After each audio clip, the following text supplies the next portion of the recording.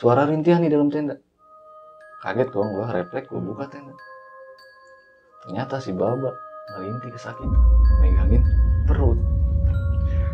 Aduh, gue pikir kan dia telat makan nih bang. Dan ternyata dia baru ngaku di situ bang.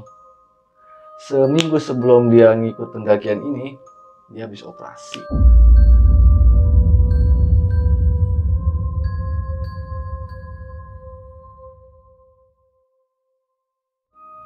Apa lu? Boy, Toto nunjuk aja bang ke arah depan pohon gede. Bang, itu bang, perempuan bang, turun dari pohon. Bang, serem banget bang, serem.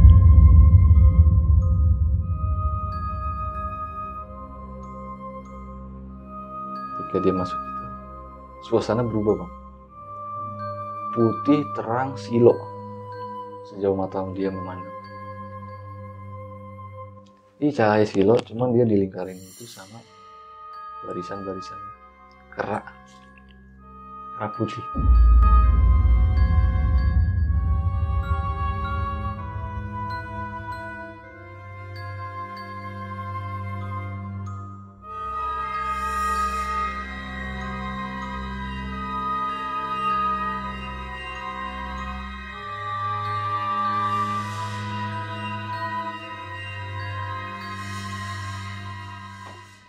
Assalamualaikum warahmatullahi wabarakatuh. Balik lagi bersama gue Ibnu Peter Sidik dalam channel Timur Misteri. Apa kabar teman-teman semua?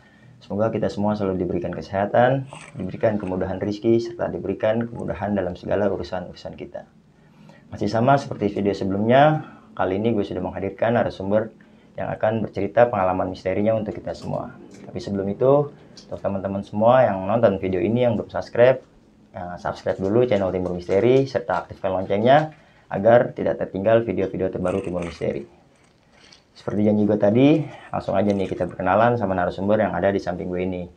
Di sini narasumber gue bakal menceritakan pengalaman pendakian gunungnya ke Gunung Rinjani. Nah, di perjalanan pendakian kali itu, narasumber gue ini salah satu rekan pendakiannya masuk ke dimensi goib, ke dimensinya kerajaan Siluman Kera. Untuk lebih detailnya nanti kita langsung aja kita dengar ceritanya dan kita ngobrol-ngobrol nih sama narasumbernya langsung. Oke bang, assalamualaikum bang. Waalaikumsalam warahmatullahi wabarakatuh. Bang Reja bang. Ketemu lagi kita. Iya ketemu lagi nih bang. Tapi sekali lagi gue mau terima kasih nih bang.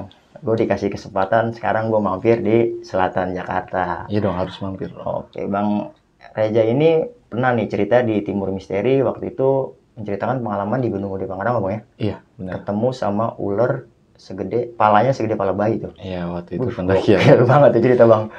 Gue sampai sekarang gitu masih suka nge-review video-video dari narasumber. Salah satunya cerita lo itu bang ya. Itu setiap gue nonton bikin merinding mulu tuh bang cerita. Buat teman-teman juga kalau biar nggak penasaran nih, intip dulu nih ceritanya bang Eja sebelumnya di Timur Misteri yang bertemu sama ular palanya sebesar pala bayi. Gokil. Oke bang Eja, ya. Di Rinjani bang lo ya, yang diceritakan nanti nih. Iya, cuman gua lupa antara itu 2016 atau 2017 bang. Pokoknya di antara 2 tahun itu. Nah itu yang masuk ke dimensi gue itu berarti rekan pendakian bang? Iya, jadi di situ ada 10 rombongan termasuk gua. Bukan cuma salah satu rombongan gue ini ngalamin namanya masuk ke dimensi Hanuman ini ya. Tapi ada banyak kejadian ganjil di pendakian kali itu bang. Oh nggak cuma itu? Iya. Wih tahan Jadi bang. ada sebagian hal-hal ganjil lah menurut gua. Tonton terus video ini karena sudah gue rangkum dalam segmen apa bang? Kongkumis. Kongko Kupat.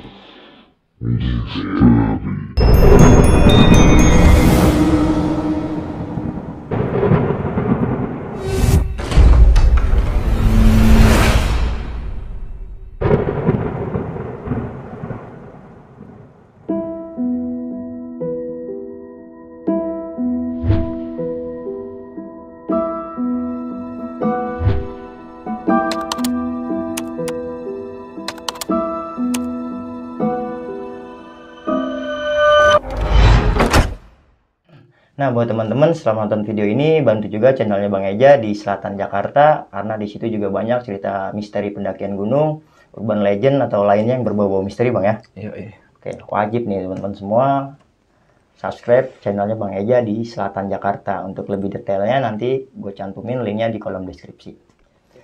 Buat teman-teman semua yang mempunyai pengalaman misteri, baik itu pendakian gunung, urban legend atau lainnya yang berbau misteri dan mau ceritanya diangkat seperti Bang Eja ini, teman-teman bisa banget nih DM di Instagram Timur Misteri atau juga kirimkan email di timurmisteri.cr@gmail.com. Nggak berlama-lama lagi, langsung aja kita masuk ceritanya. Dar.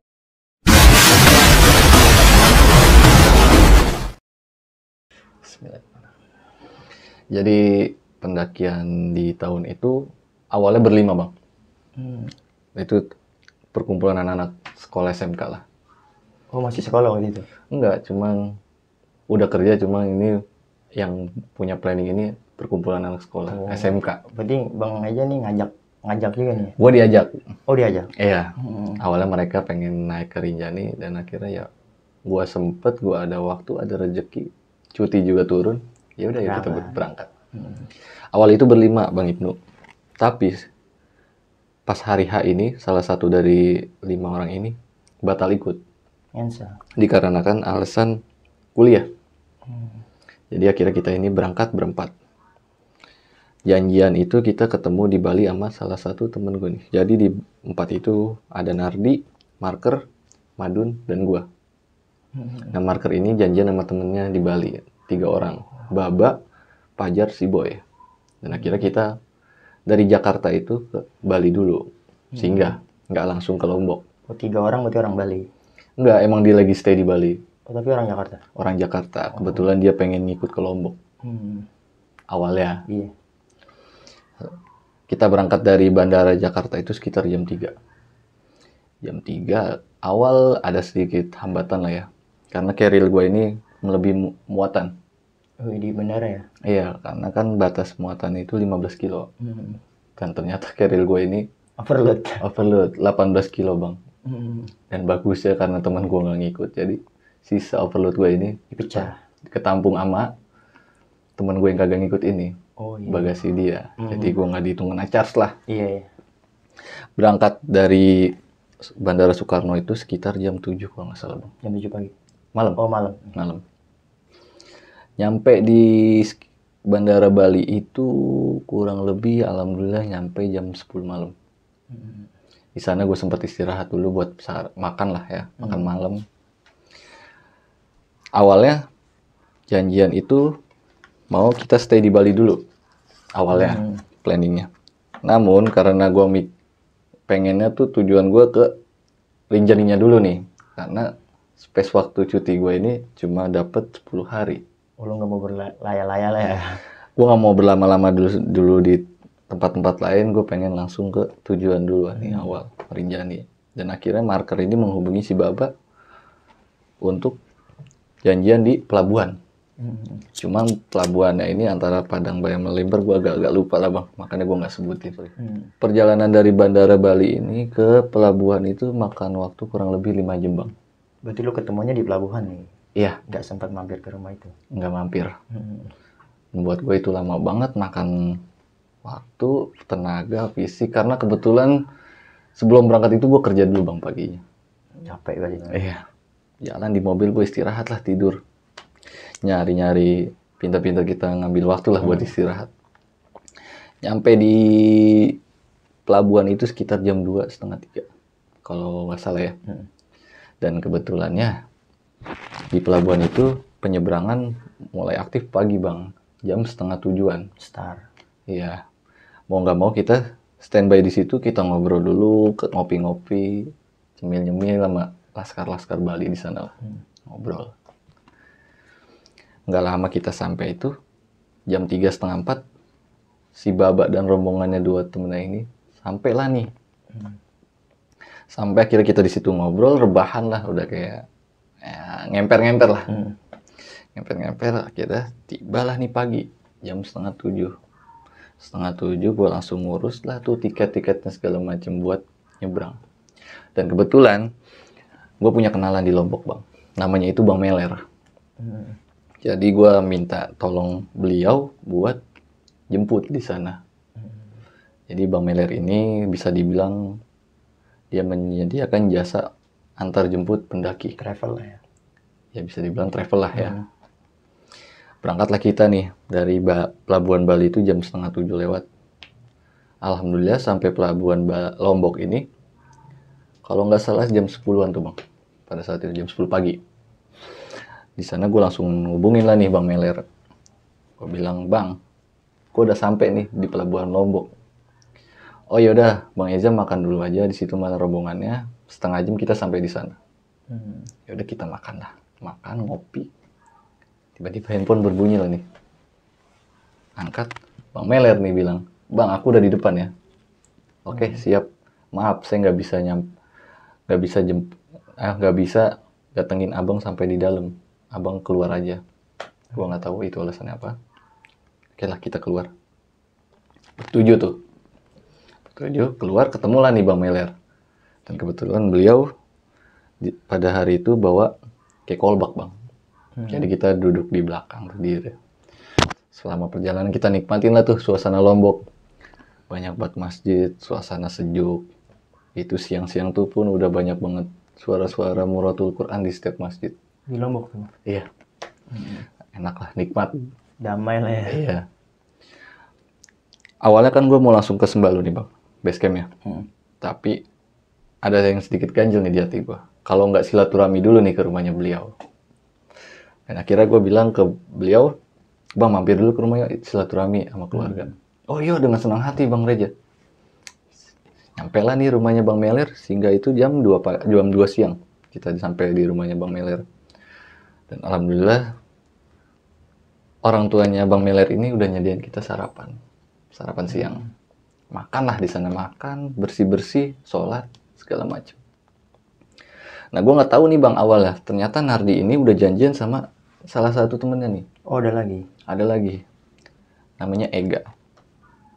Di situ Nardi bilang, gue bawa temen nih Bat, 3 orang, mau naik bareng.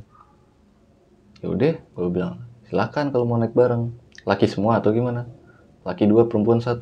Wah, gue agak ragu Bang saat itu. Karena dia bilang, Nardi ini bilang, ini pemula. Dan sebelumnya lu udah pernah ke situ juga? Belum. Ini semuanya ini juga.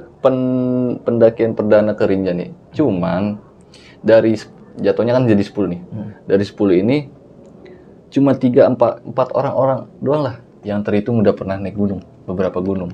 Jadi sisanya tuh bener-bener nggak pernah naik gunung. Rinjani. Nah itu dia. Sempat was-was lah gue di situ. Yakin loh pada mau naik perdana langsung ke Rinjani. Iya siap. Cakep kok kalau ngeliat di YouTube. Iya di YouTube. Perjalanan kita nggak tahu ya. Iya. Akhirnya gue bilang ke Nardi ini, Nar jangan di sini nggak enak, kebanyakan orang. Janjian aja langsung di basecamp Sembalun. Karena gue juga lagi bertamu Bang ya. Iya. Akhirnya jam 3:30 itu gue bergegas lah dari rumah Bang Meler. Bergegas menuju basecamp Sembalun. Janjian lah di sana. Sampai di basecamp Sembalun itu sekitar mau maghrib lah ya. Mau maghrib lebih lah. Kayaknya maghrib lebih Bang. Sorry kalau agak lupa. Maghrib lebih itu ketika gue nyampe basecamp Sembalun itu, karena kebetulan juga di bulan Agustus euforia pendaki yang ingin naik Gunung Rinjani ini bludak. Entah itu pendaki lokal maupun pendaki luar negeri. Oh, turis. Iya, banyak di situ padat lah basecamp Sembalun. Dan gue termasuk pribadi yang nggak terlalu suka keramaian. Karena dilihat dari situ juga mau istirahat di mana, penuh semuanya. Bang Meler ngasih solusi lah. Ada nih Bang, nggak jauh dari basecamp Sembalun ada posko buat para pendaki. Di situ bisa naik dari situ. Gue nggak tahu tuh itu pendaki itu jalur ilegal atau legal. Dan gue mengiyakan, ya udah Bang, kesana aja. Nyampe lah di sana. Nyampe di sana itu sekitar jam 7:30 lah. Dan kebetulan gak lama, setelah 20 menit, Ega ini datang nih dengan rombongannya 2 orang. 2 laki, 1 perempuan nih. Nyampe lah tuh di basecamp. Gue nggak tahu lah itu nama basecampnya apa. Pokoknya pinggir jalan banget. Kita ngobrol-ngobrol di sana, ngopi. entah kenapa si Ega ini berencana mau trekking pada malam itu langsung. Langsung ngetrek. Iya, cuma gue nggak mau mengiyakan langsung nih, Bang. Kalau gue lihat dari rombongan, sebagian pendakian perdana. Dan gue pun walaupun udah pernah naik gunung, pendakian gue juga perdana nih ke Rinjani. Gue cuma denger cerita dari orang, sama nyari tahu di YouTube, seluk-beluknya.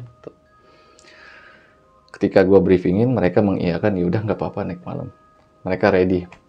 Ya udahlah, gue siapin lah tuh perbekalan, logistik segala macam gue lengkapin. Nardi ngurus Simaksi lah. Nardi rapi Simaksi, dan kebetulan gue bawa carrier 100 liter. Logistik semuanya udah pada, hitungannya bawa carrier mereka nih sama daypack mereka udah pada penuh dengan logistik masing-masing. Ya mau nggak mau, taruhlah nih di carrier gue. 100 liter, umbul segini gue. Keadaan fisik gue paling kecil, Bang. Di antara si Boy sama Fajar ini gue paling kecil fisik gue ya, dari badan. Ya udahlah, gue bilang ya udah, tampung aja di carrier gue, insya Allah gue kuat. Rapi itu segala macam, kita packing, briefing, doa, berangkatlah pendakian.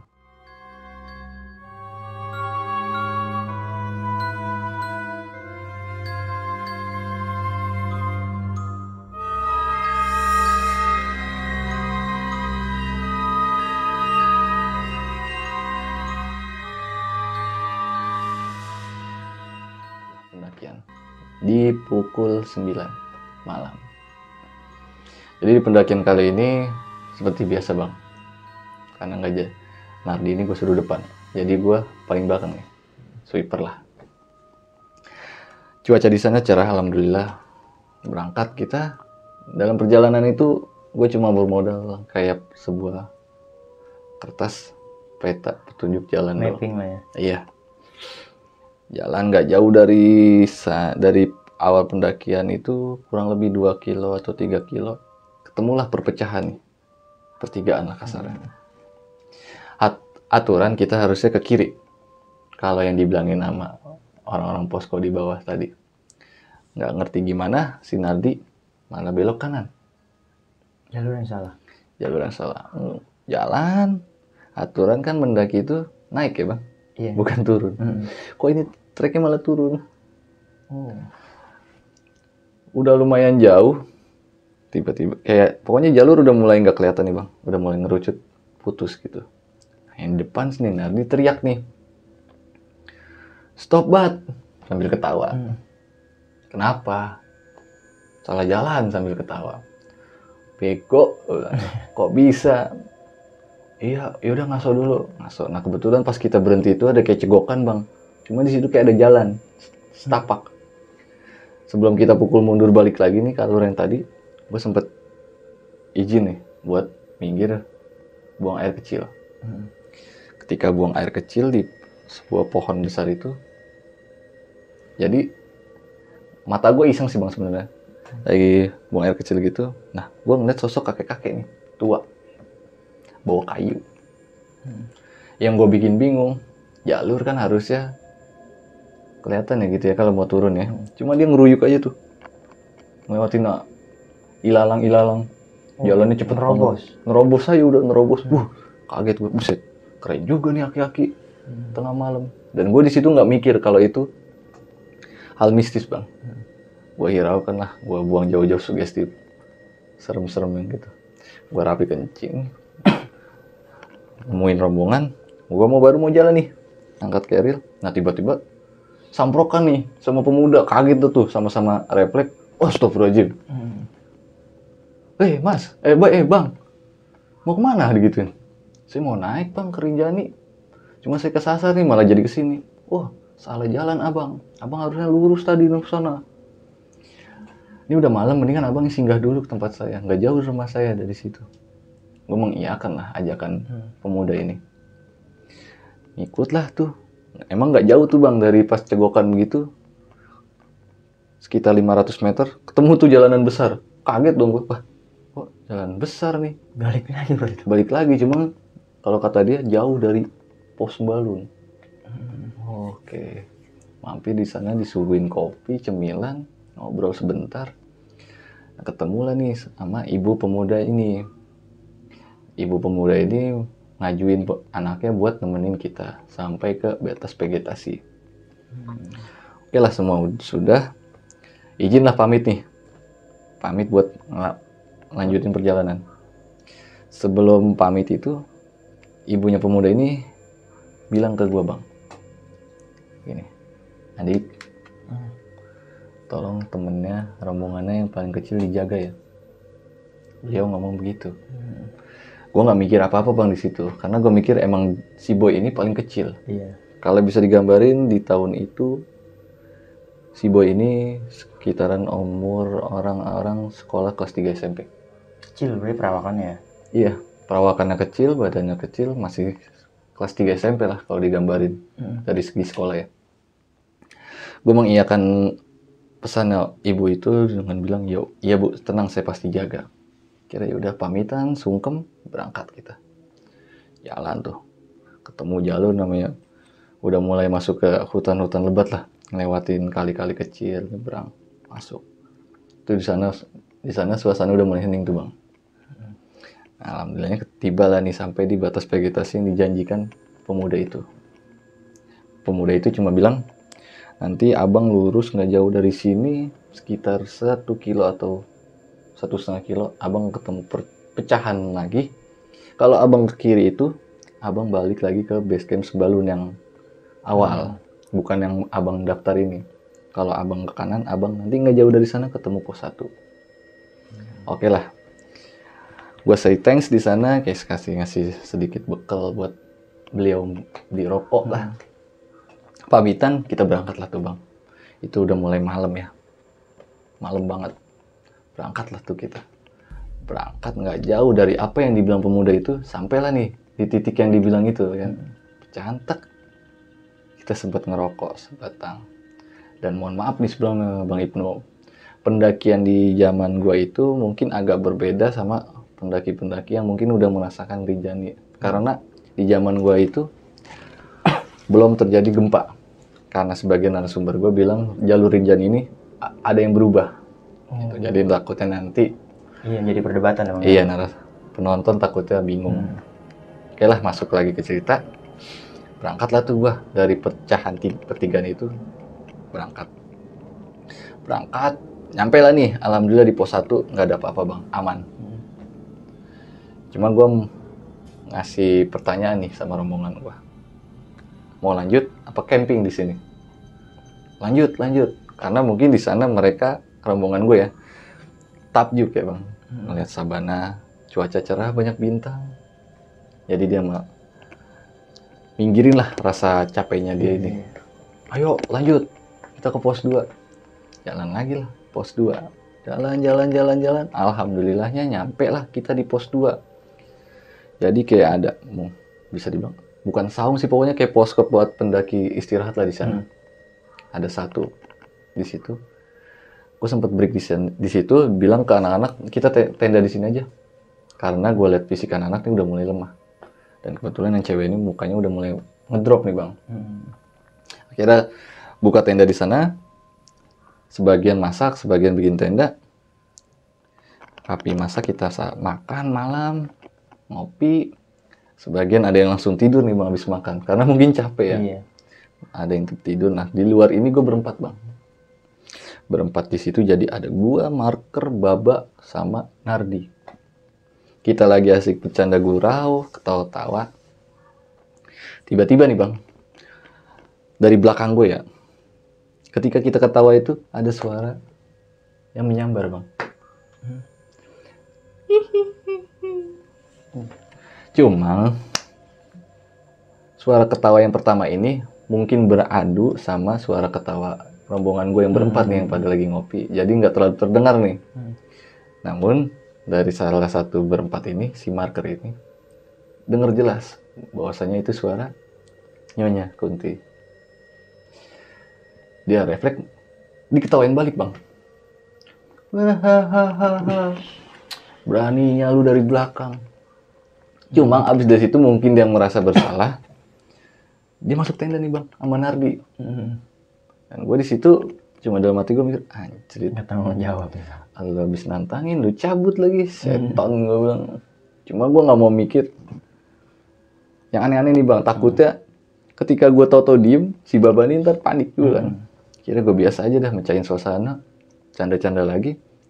Nanti masuk sama marker ke tenda ini, gue tinggal berdua lah nih ya, lagi ngopi, nikmatin suasana, banyak bintang.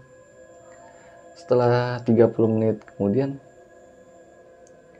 dari arah jam 2 ya, itu gue ngeliat sosok perempuan jalan.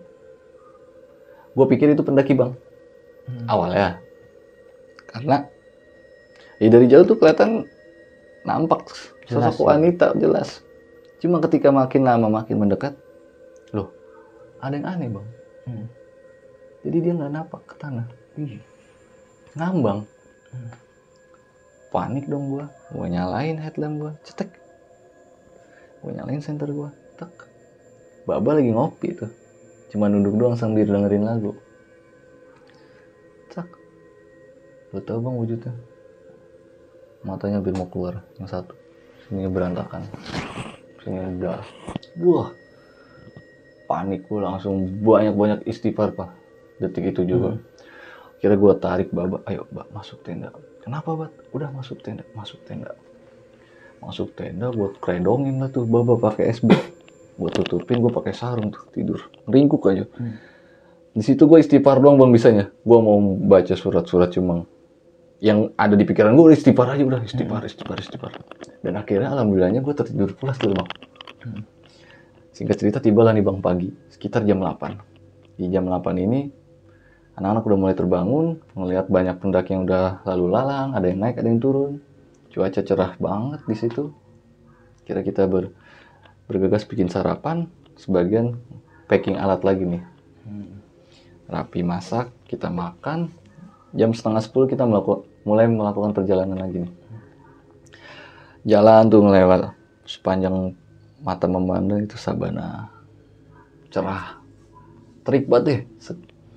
Nah, ketika kita mau nyampe pos 3, sebelum pos 3 ini, tiba-tiba hujan turun deras, Bang. Hujan turun deras, dan akhirnya kita ngeluarin lah nih ya, jas hujan kita masing-masing. Make, loh nggak lama, setengah jam setelah itu, panas lagi, Bang. Cuaca mulai panas lagi. Kira mau nggak mau kita lepas lah nih jas hujan. Jas hujan kita lepas, alhamdulillah nyampe di pos 3 itu sekitar mau johor lah. Mau johor. Nah, awal kita pas mau nyampe di pos 3 itu, kita udah ngeliat tuh rombongan bule-bule, rombongan pendaki lokal yang pada santai. Jadi pos 3 itu kalau gue gambarin di zaman gue itu begini, sini ada jembatan nih bang, jembatan buat melanjutkan perjalanan. Nah, ada cedokan ke bawah dan di situ ada mata air. Jadi gue ngelewatin jembatan itu, ada satu tempat yang menurut gue lumayan enjoy lah berteduh di pohon itu. Jadi sebagian teman-teman gue, rombongan gue, kayak ada gerutu bang. Menggerutu dalam arti ngelihat para bule yang disuguhin buah, air, cemilan, entah itu burger lah, apalah. Sempat ada nyeletuk.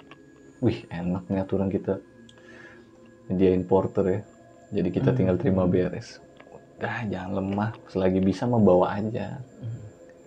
Kira 2 orang gue suruh lah nih ngambil air. Ngambil air, dan kebetulan di situ gue ketemu temen gue ini jatuhnya teman sekolah Pandawa juga bang. Ketemu lah nih 2 orang temen gue. Akhirnya kita ngobrol di sana. Nah ternyata lupa waktu lah nih bang. Kasihkan pas gue lihat jam itu sekitar jam 3 sore. Akhirnya gue langsung pamitan sama temen gue yang 2 ini. Gue bilang, ayo kita bergegas nih berangkat.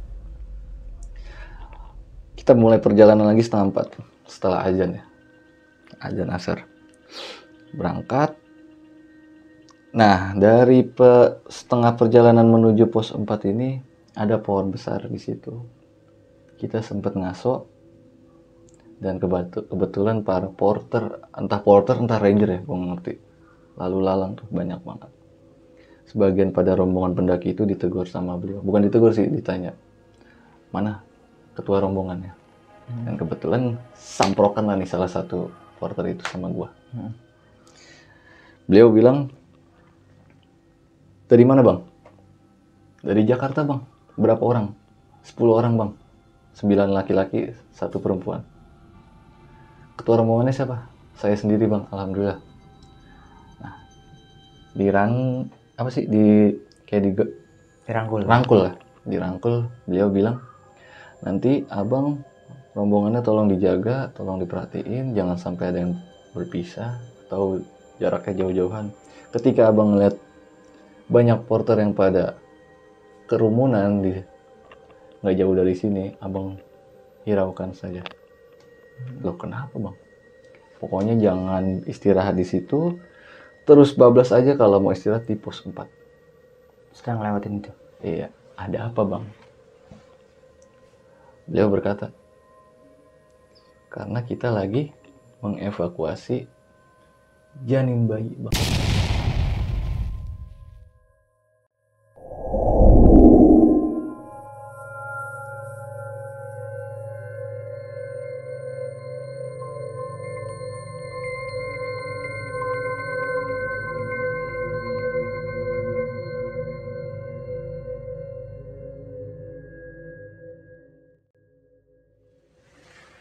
Janin. Ya, jadi pada pendakian kali itu ada laporan bahwasanya ada satu janin bayi yang ditemukan di posisi itu. Entah itu siapa yang membuang atau apalah, gue nggak ngerti lah. Manusia bang, janin manusia gitu. Janin bayi. Cuman gue mikirnya di situ, gue nggak mau mikir itu langsung gue telan itu bener ya. Gue cuma bertanya dalam hati gue, apa ada iya orang setega itu? Ya kan, gue nggak mau langsung telan mentah-mentah bener. Gue cuma bilang, oh iya makasih. Nardi denger lah nih pembicaraan gue, disamperin lah nih gue. Nah kebetulan ini si Nardi orangnya pengen tahu lah kasarnya, dia orangnya penasaran. Dan akhirnya nanya lah nih ke gue, ada apaan bat? Enggak apa-apa, diobrolin nanti aja kayak biasa. Kekeh dia, sekarang aja mumpung masih siang. Lu mau tahu? Iya. Porter bilang, nanti kalau di depan ada kerumunan kita suruh langsung bablas aja, jangan ada yang berhenti. Sebabnya mereka lagi mengevakuasi janin bayi. Kaget ya. Astagfirullahaladzim.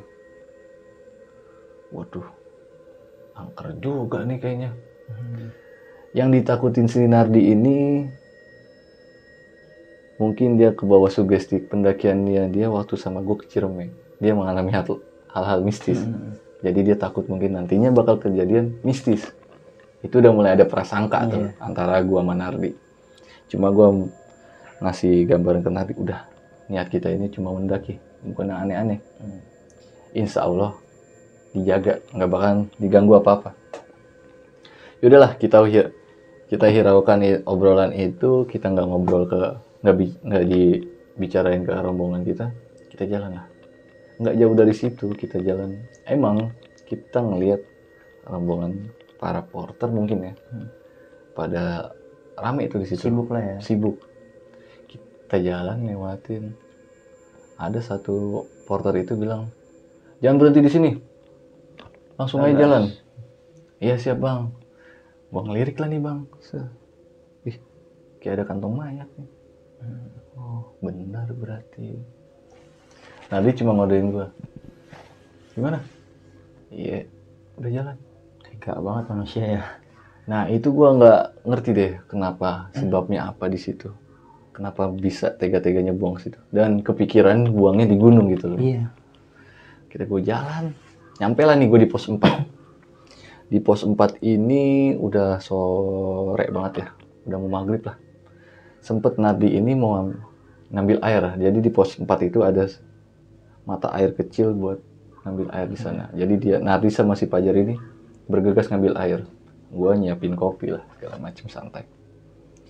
Nah ini versi Nardi ya. Jadi ketika dia ngambil air itu, dia mendengar suara rintihan bayi bang. Cuma dia nggak bilang nih ke Pajar. Ketika dia udah rapi ngambil air buat perbekalan, dia baru utarain ke gue bahwasanya dia denger suara rintihan bayi. Tangis bayi gitu. Iya. Dan gue langsung nutup, jangan dibahas, ngerinya anak-anak denger. Iya. Udah, kita bergegas aja jalan. Nah kebetulan kan di zaman gue itu ketika pos 4 langsung lah tuh kita mulai jalan yang namanya 7 Bukit Penyesalan. Nah treknya itu gini nih bang. Iya. Gue udah ngeliat treknya, wow ini bakal makan fisik nih, ya kan. Gue sempet nanya dulu nih sebelum berangkat, fisik lu pada gimana? Itu masih di malam hari, Bang? Udah mau menjelang malam, udah sore lah sekitar jam 5, setengah 6. Kuat, ya udah kita berangkat. Mulai tuh formasi, nanti jalan duluan, gue pengen belakang. Nah di situ udah mulai tuh bang, belum lama perjalanan menuju bukit pertama itu udah mulai banyak rintihan lah, keluh kesah. Anjing capek banget, anjir tahi nih treknya begini. Namanya pendaki-pendaki pemula kan, asal lah. Gue juga termasuk di situ, jujur fisik gue udah kemakan parah. Bawa carry 100 liter, trek begitu. Perjalanan lama tuh bang. Ya sekitar jam setengah 6 mau jam 6 lah. Itu yang tadinya cuaca cerah ya, nggak cerah-cerah banget sih, maksudnya udah mulai gulung, cuma masih kelihatan lah jalurnya. Di bukit ketiga mau keempat ini tiba-tiba kabut turun, gelap, lagi jalan asik-asik, dar petir bang, kaget gua, petir turun, nggak lama diguyur lah nih hujan kita, terus angin datang dari mana aja tuh, pohon yang segede-segede gini nih bang, bisa ngayun kena angin. Ada yang bisa bilang. Mungkin. Nah, kebetulan di bukit ketiga itu kita terpecah bang, 5 di depan sama Nardi, 5 di belakang sama gua. Sejauh mata memandang gelap, tutup kabut. Kaget, panik nih rombongan gua. Kebanyakan yang berlima sama gua, 4 dari 5 gua sama gue ini pemula semua bang. Panik lah mereka ya kan. Panik dalam arti ketika dia baru pertama kali mendaki, ngalamin lah yang seperti ini. Tiba-tiba cuaca dar, hujan, geledek, angin kenceng. Sedangkan malam pertama nggak merasakan seperti itu. Mukanya pada berubah bang, berubah semua tuh, pada panik, pucet. Ngasih kode lah nih gue teriak, hup, hui, balas lah nih Nardi. Dikit lagi sampai kata Nardi, teriak tuh. Yaudah standby di situ, jangan pada bergerak, tunggu pasukan yang lain datang. Siap, 86. Jalan lah, lagi asik jalan-jalan udah mulai gitu. Nah, di situ kesalahan gue ya. Mungkin karena fisik gue udah ngedrop, gue salah napak nih bang. Salah napak dan gue gelincir ke belakang nih. Bagusnya di saat itu gue bawa carry 100 liter. Coba kalau gue bawa daypack, mungkin kepala gue udah beradu sama pohon. Karena pas gue jatuh itu ke bawah, beradu langsung sama pohon. Jadi gue ketolong keril bang. Dup. Kalau kagak, mungkin pala gue udah bocor atau gimana, gue nggak ngerti kan. Gue bangun, refleks, set. Kaget nih bang, pas gue bangun, toto kagak bisa napak lurus nih bang. Dan ternyata mata kaki gue kegeser bang, ankle lah. Wah. Itu masih di kondisi hujan? Masih. Di situ gue mikir, anjir, sakit banget nih. Berinisiatif lepas sepatu gue bang. Jadi gue pakai sandal gunung. Ditanya lah nih sama 4 rombongan gue, kenapa Pat? Lu nggak ngapa-ngapa, bebe aja. Gue nggak bilang kendala gue kalau kaki gue itu tergeser ankle-nya. Gue cuma bilang nggak apa-apa, udah ayo kita jalan. Kira gue lepas lah sepatu gue pakai sandal, jalan lagi. Dengan jalan agak sedikit pincang. Nyampe lah nih di bukit keempat, ketemu anak-anak. Kita kira melanjutkan perjalanan tuh, walaupun fisik udah mulai ngedrop semua. Tibalah nih di bukit ke-6 bang. Nah di bukit ke-6 ini gue ngeliat mukanya udah pada panik, pucet segala macem ya kan. Ya udahlah. Gue gelar tenda di situ bang. Gue diriin tenda, jadiin satu tenda. Gue bilang udah istirahat. Nggak perlu ke Pelawangan Sembalun. Kita di sini aja istirahat. Nggak maksain lah bang ya. Iya. Nah di sini ada perdebatan nih bang. Perdebatan klasik lah ya kan. Antara persahabatan lah. Iya. Jadi Nardi ini salah satu orang yang nggak enakan. Gue juga nggak enakan. Jadi Nardi bawa temennya. Dan di situ juga temennya juga. Iya. Si Ega ini pengen tetap ngelanjutin ke Pelawangan. Cuma di sini gue pengen standby nih karena ngeliat rombongan temen gue yang lain fisiknya udah pada capek. Drop parah deh di situ. Cuaca udah mulai hujannya nggak terlalu besar, volume hujannya tuh nggak banyak, cuma gerimis lah. Udah banyak kabut. Situ perdebatan Nardi pengen nemenin, cuma di sini salah satunya nggak enak nih ninggalin pasukannya. Ya. Ngoceh-ngoceh sama marker, beradu argumen, refleks gue naik darah lah bang kan. Gue tunjuk, lu lihat, tatap teman-teman lu, dia nunduk. Lu anggap mereka ini pemula, lu anggap ini perjalanan lu waktu ke Ciremai, gimana? Lu mau maksain temen lu? Oh di Ciremai itu bang Nardi itu perdana? Iya, lu mau ninggalin teman-teman lu dalam keadaan seperti ini. Cuma gimana, Bat? Gue nggak enak sama Ega tetap kekeh mau naik ke atas di Pelawangan.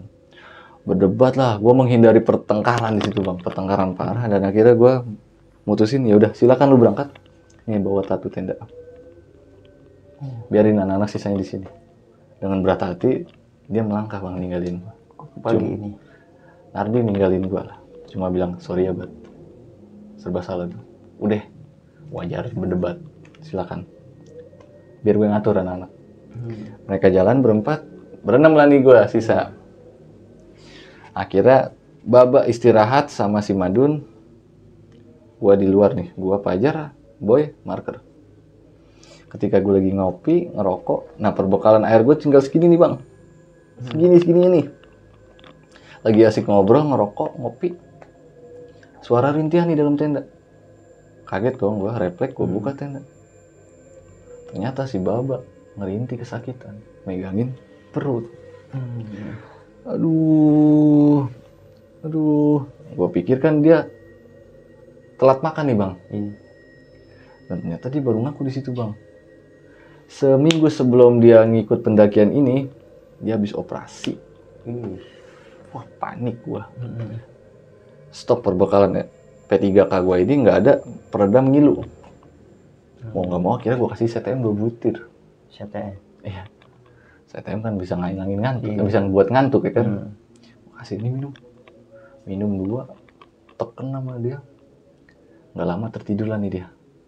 Akhirnya bisa ngilangin rasa sakitnya dia. Seenggaknya lah ya. Gue keluar lagi lah ke tenda, di luar tenda. Gue asik ngobrol, gerimis, cuaca udah mulai dingin banget. Nah, si Marker sama si Pajar ini masuk tenda istirahat.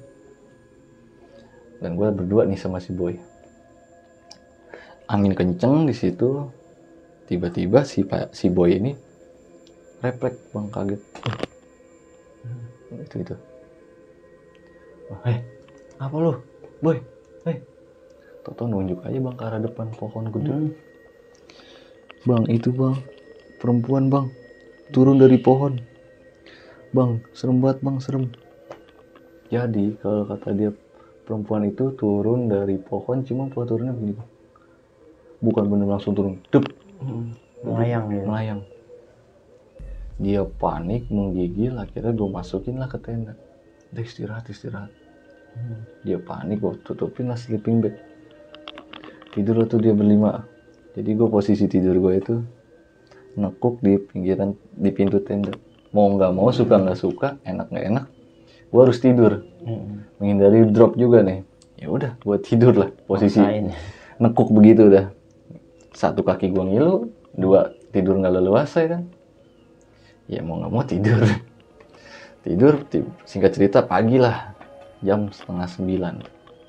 Itu ternyata gue udah pindah tuh, posisi gue udah bisa tidur. Gue terbangun, buka tenda. Anak-anak udah pada ngopi nih. Ternyata ada air bang. 2 botol aqua 1,5 liter dan rokok 3 bungkus. Gue nggak tahu itu dapat dari mana. Konon kata ceritanya si marker ini bilang si Baba ini mesen air ke bawah. Jadi dia mesen sama orang bawah buat bawain air. Ya udahlah, gua minum tuh, nikmatin minum kan, dari semalam kena kopi mulu, minum. Bergegas lah nih gua ngelapin tenda. Sebagian gua disuruh langsung jalan duluan nih. Jadi di situ tinggal sisa gua sama Madun marker. Yang lain udah maju jalan, gua berangkat lah. Nah, mau masuk bukit ketujuh ini sempet kesel gue bang. Kesel dalam arti si Madun ini jalannya lama banget, 2-3 langkah berhenti, 2-3 langkah berhenti. Dan akhirnya gue tegur dong, ayo Dun buruan, lapar nih gue. Kita nemuin anak-anak, logistik kan di sana di atas. Dengan sombongnya dia bilang, udah tinggal gue aja, bos. Tai banget tuh dalam hati gue. Gila lu, tinggal lu, kata naik gunung kayak ke mall bisa dicari lewat HT gitu. Udah kayak anak kecil aja gua, ditunggu-tungguin. Naik darah gua, turun lagi bang gua. Nyusulin dia. Gua tendang pantatnya. Pas kayak lu. Udah tinggal gua aja, masih kekeh tuh bang. Gua bentak lah bang. Lepas, naik. Iem dia langsung. Nih, lu gak apa-apa bodoh kayak itu. Jalan.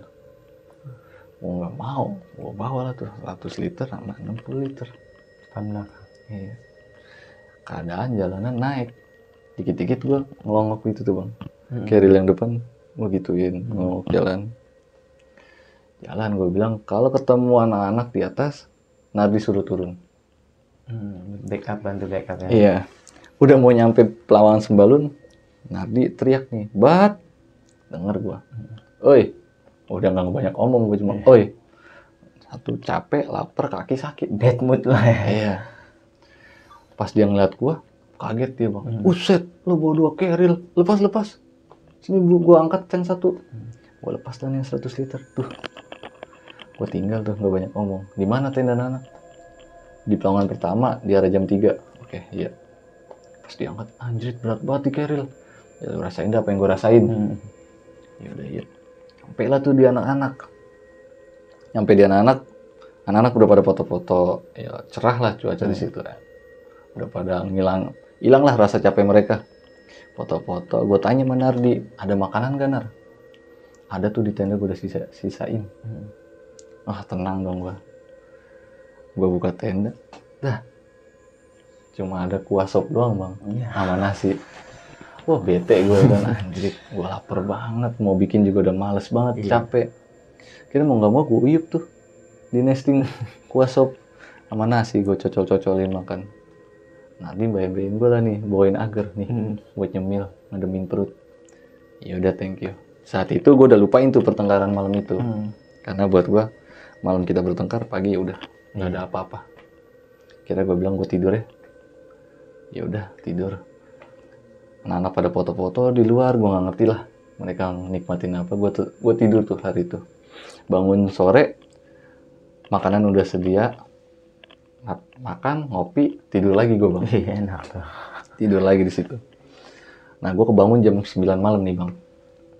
Situ gue cek tenda, anak-anak ada semua. Cuman 2 orang dari rombongan gue ini nggak ada nih, si Boy sama si Pajar. Karena gue mikirnya ini orang kemana nih? Gue tanya ke Nardi kan. Nar, mana nih Boy sama si Pajar? Ngambil air. Dari jam berapa? Dari jam 7. Wah, kok bisa? 2 jam udah dong berarti. Kenapa bukan lu nih yang gede-gede? Dia yang pengen banget. Ya udahlah, gue tungguin tuh bang. Sampai jam 10 kok nggak nyampe-nyampe. Gue bilang, kemana nih bocah? Gue tanya lagi sama Nardi, lu yakin ngambil air? Iya, orang sebelumnya kan dia ngambil air. Sebelumnya dia udah ngambil air tuh bang di Pelawangan 3. Yaudah gue tungguin. Kalau kata Nadine mungkin lagi foto-foto kali, orang dia dari sore foto-foto mulu. Oh, yaudah. Akhirnya sampai jam 11:30 nggak nyampe-nyampe nih bang. Akhirnya gue nyari lah nih. Ketika gue dari tenda nggak jauh, nongol lah nih dia berdua dari atas. Dengan raut muka yang udah mulai, yang satu panik banget, udah keringetan, yang satu tatapannya kosong nih si Boy. Gue tegur, gue omelin si Fajar. Dari mana lu lama banget? Enggak bang, lu tanya aja noh si Boy. Gue capek. Ya gue tanya si Boy. Dari mana lu? Bang cerita di samping tenda aja. Ya udah oke. Pas sampai tenda ngobrol.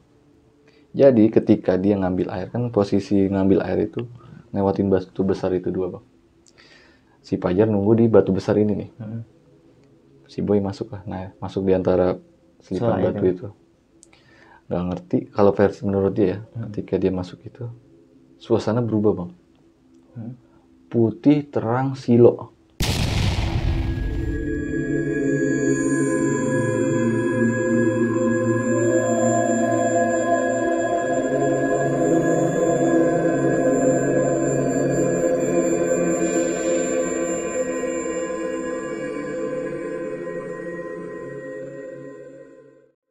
Sejauh mata dia memandang. Logikanya jam 9 malam. Jam 7 lah kasar ya. Jam 7 dia ketika ngambil air itu. Ya gelap hutan.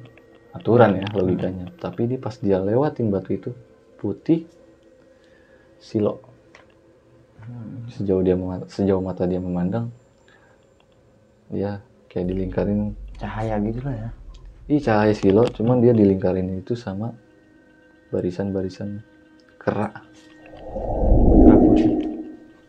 Ada yang diem begini, ada yang busungin dada, ada yang ketawa-tawa.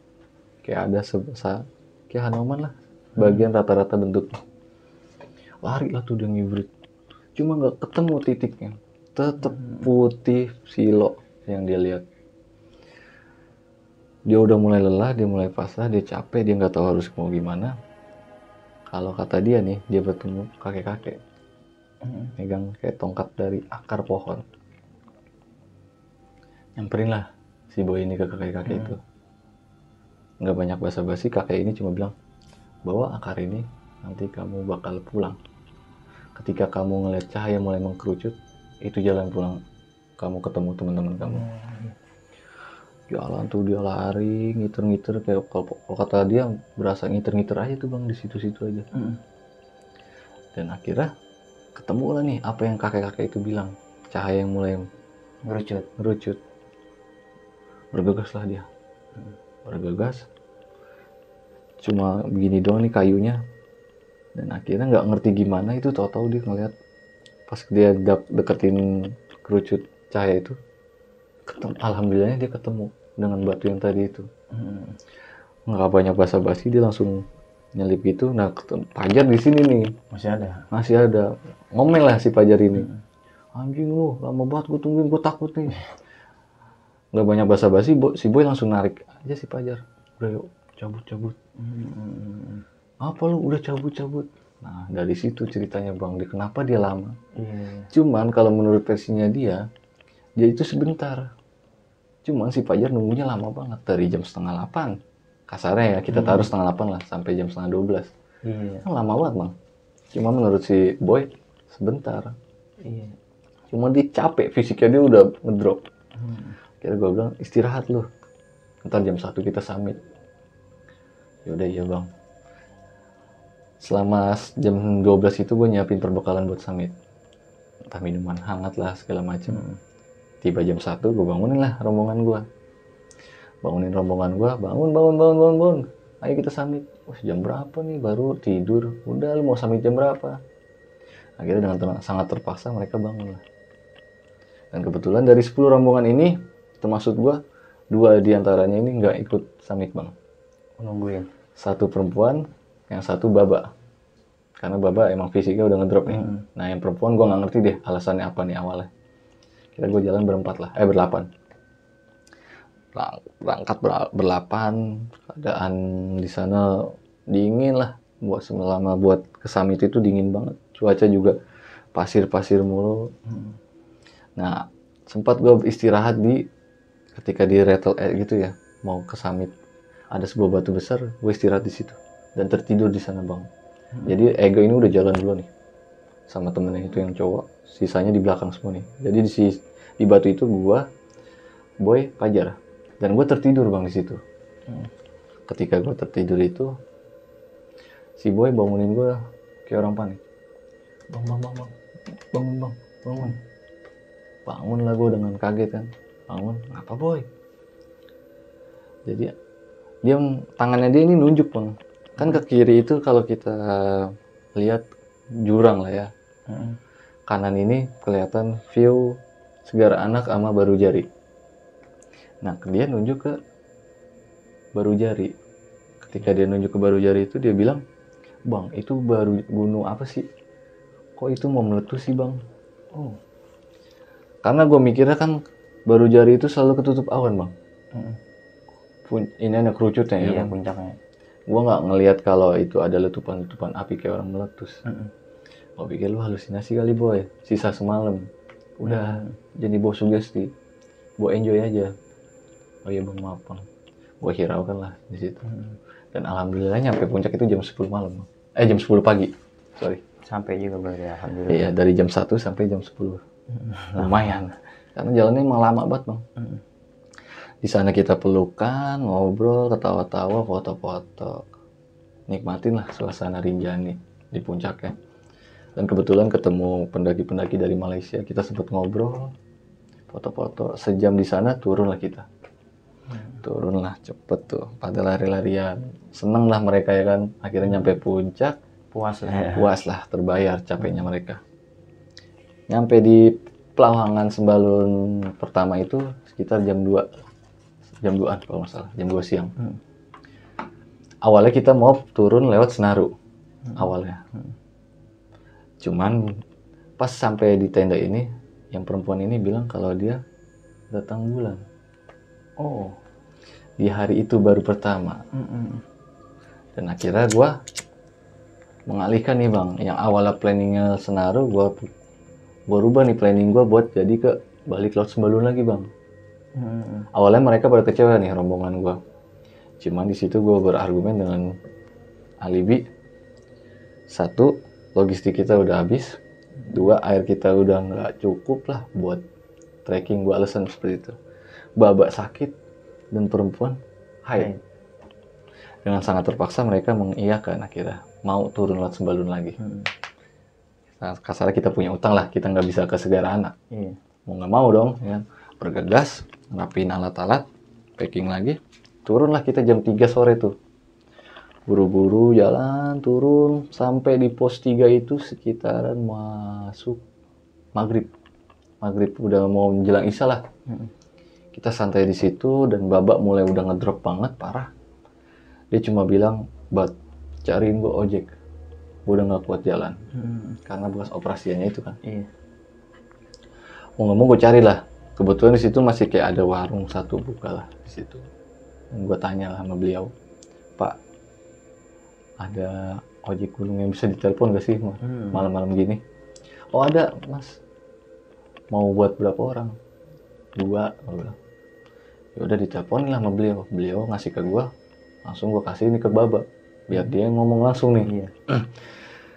Dinego harga, ya udah dia ngejadiin. Awalnya 2 nih, ternyata yang datang 4 nih bang. Ternyata si Ega ini yang ninggal si Baba juga pengen turun naik ojek.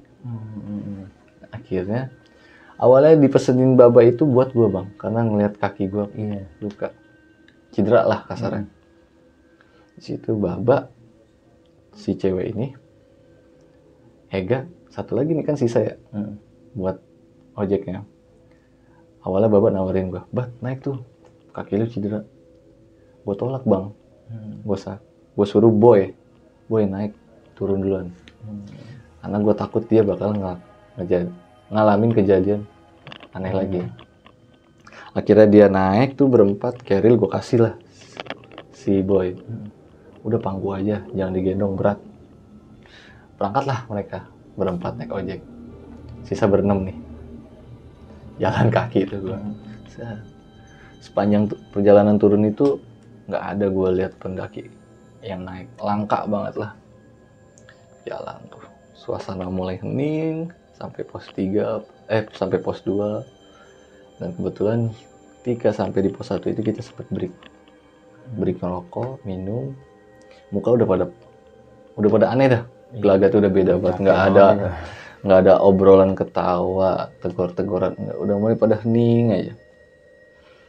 Abis rapi ngerokok, awalnya gue mau lewat Sembalun, posko pelan Sembalun, cuman karena KTP gue di awal pendakian di sana, mau nggak mau gue balik lagi nih ke arah sana.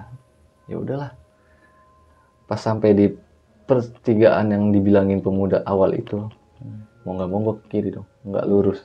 Kalau lurus kan Pelawangan Sembalun, posko Pelambalun.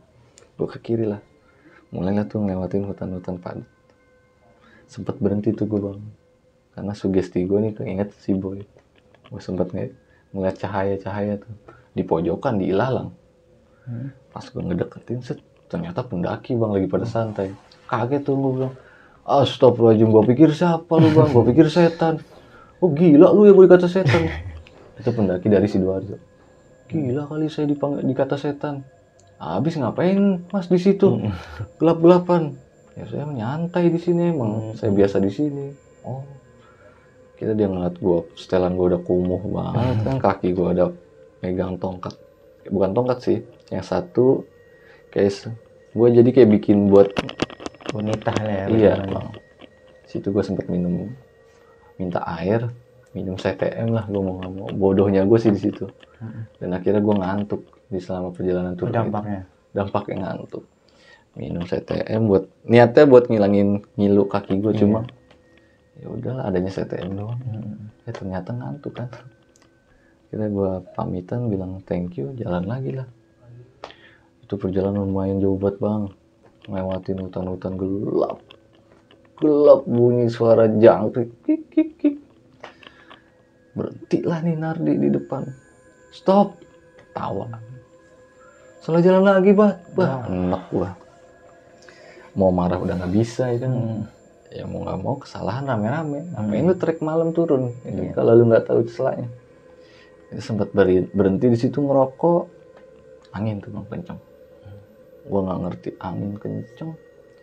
Refleks kita sontak ngeliat ke atas bang. Tahu-tahu tuh kayak ada yang lewat kenceng banget. Sosok.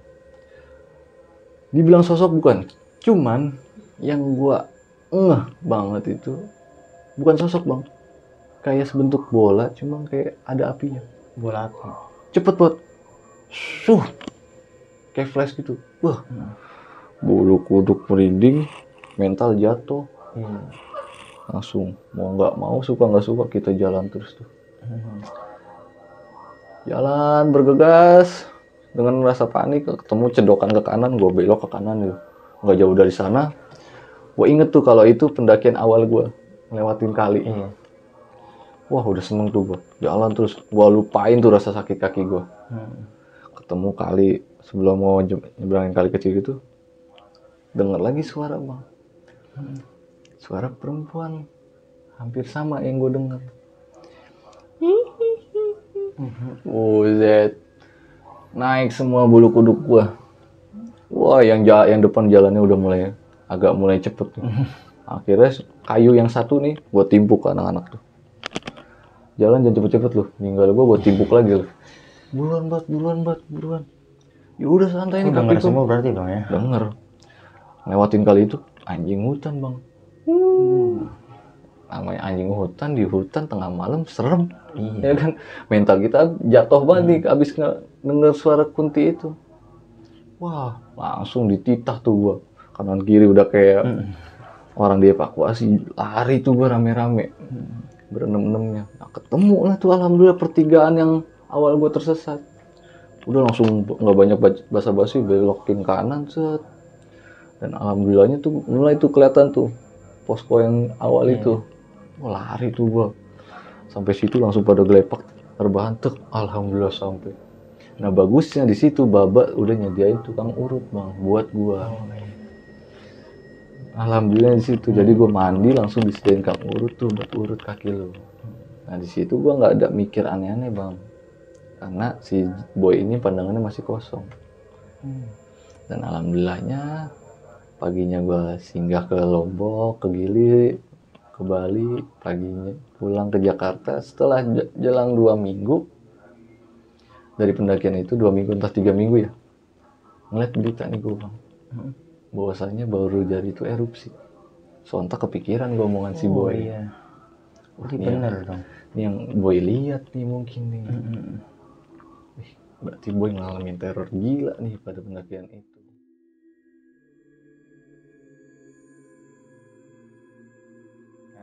Oke Bang Eja, sebenarnya yang lebih gokil sih kondisi lo Bang. Lo bawa keril, sempet bawa keril 2 kan? Iya. Yang satu aja yang 100 kilo kan kapasitas 100 liter. 100 liter ya? Iya. Terus bawa 2, kaki kesleo. Ya kondisi itu di yang bukit apa? 7 bukit penyesalan. Penyesalan.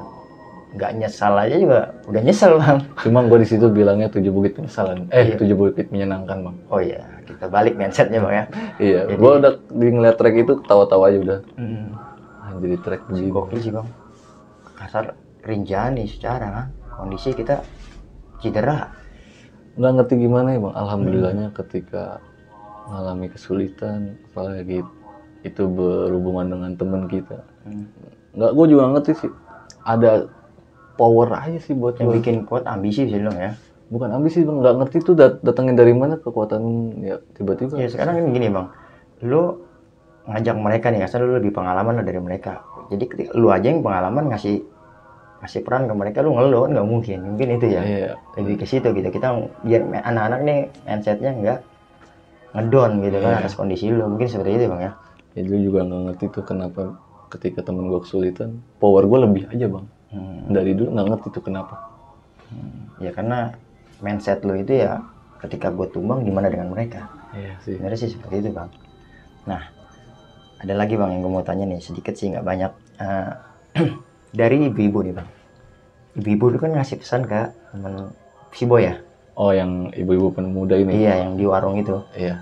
Sempat ngasih pesan ke Boy. Mm. Apa tuh ada pengaruh-pengaruh yang Boy temuin itu Bang?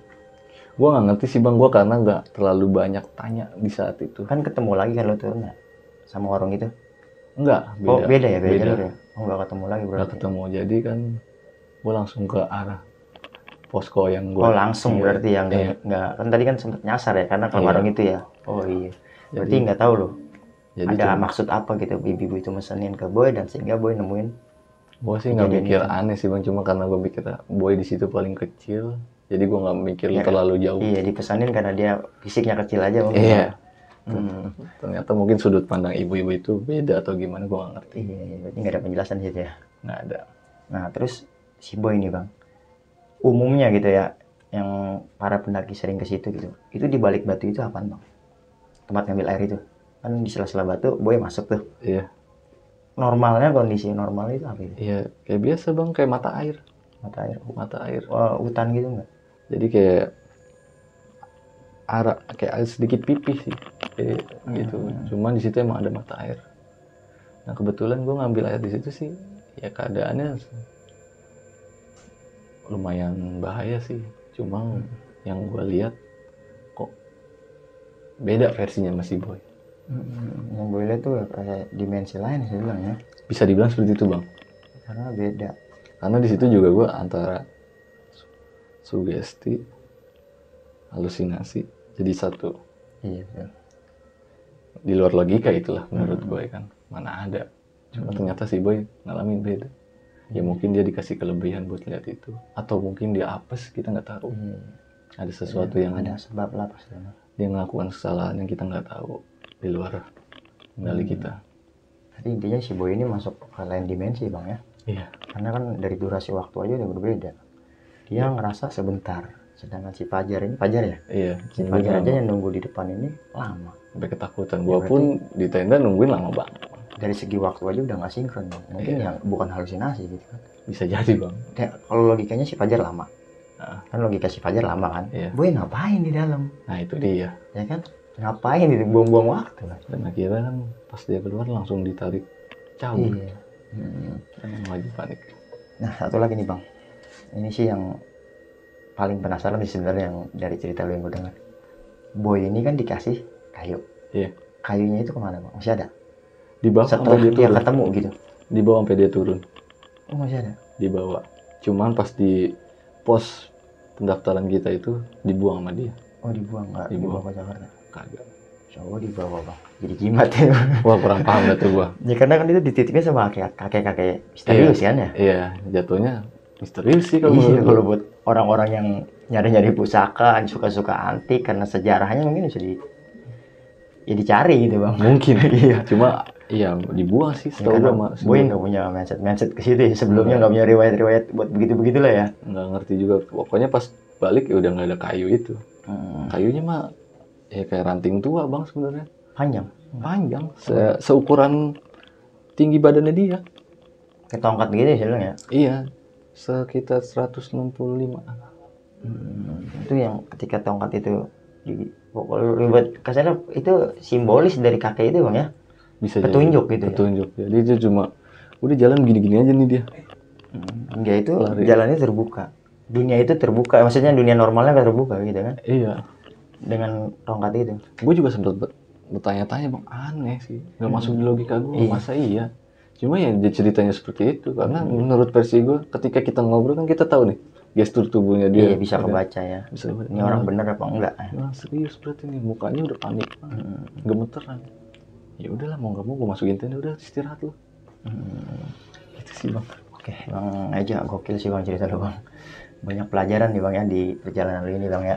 Dari segi mistiknya, dari segi solidaritas temennya, Iya. semua campur aduk bang ya. Karena kita kondisi capek ya mungkin ada gesek-gesekan antar temen ya wajar lah bang ya. Hal wajar. Yang Intinya ya penting. kita nggak larut lah ya. Iya. Besoknya atau setelahnya kita baik-baik lagi karena kita masih di alam. Oke Bang Eja, sekali lagi terima kasih banyak Ya, udah mau sama-sama, bercerita Bang. di Timur Misteri. Dan buat teman-teman semua, apapun yang sudah diceritakan sama Bang Reja, lagi-lagi gue mengingatkan bukan bermaksud untuk menakut-nakuti atau memberikan hal negatif untuk teman-teman semua, melainkan cerita ini kita jadikan pelajaran untuk kita bersama karena memang hal gaib itu ada.